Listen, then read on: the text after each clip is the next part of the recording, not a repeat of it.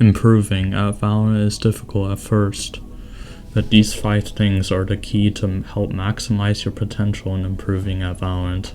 Let's get right into it. Firstly, one of the most overlooked things is mentality. Every now and then in ranked, for example, some people get easily tilted by a duelist on their team who just runs it down every round but then still finds a way to blame it on your own team.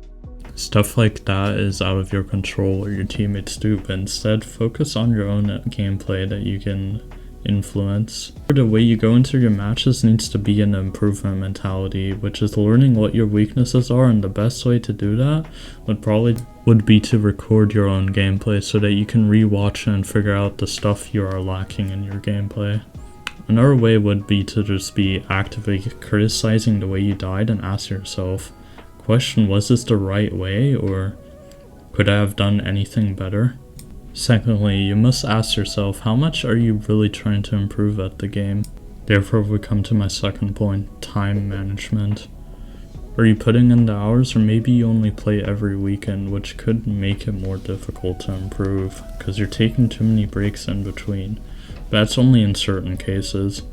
You really need to play actively every day, but you must find a balance of putting in the time and avoiding getting burnt out from the game, which I have struggled in the past before.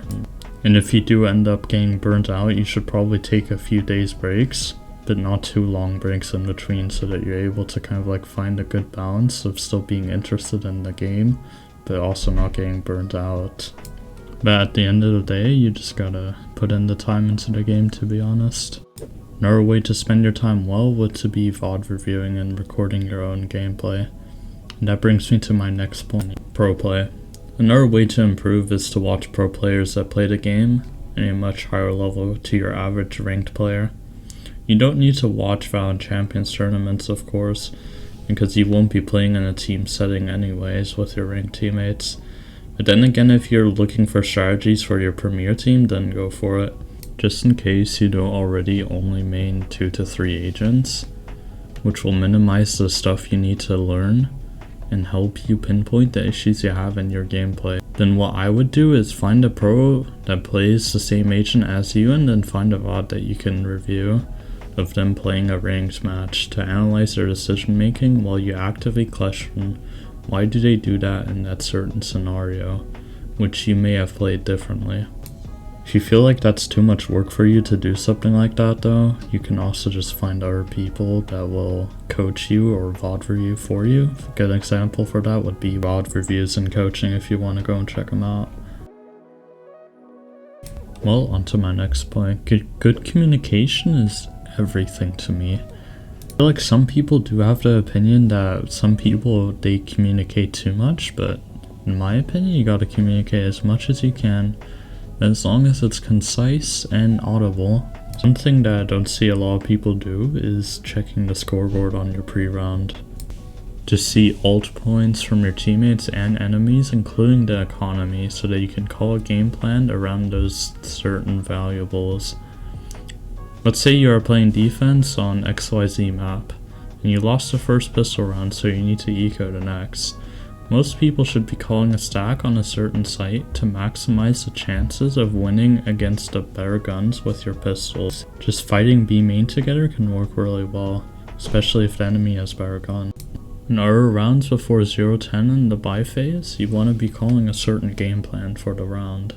For example, you are playing attack on Lotus and want to fight for A main orb to get the KJ lockdown, but then finish C while your lurker passively holds the C mound push and maybe takes control of it.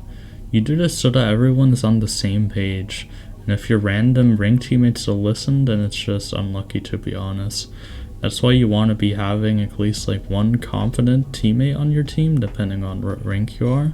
You could have a duo, or if you're even in lower ranks like Ascendant and below, you can have a trio, which will make games a lot more easier. Your comms should also be clear, short, and concise, but you'll just need to practice that, and with time you'll improve that aspect of your gameplay. And those factors alone can change the outcome of the games you play. The important point in my opinion is healthy habits. Some questions you might want to ask yourself, for example, Do you get 8 hours of sleep every night?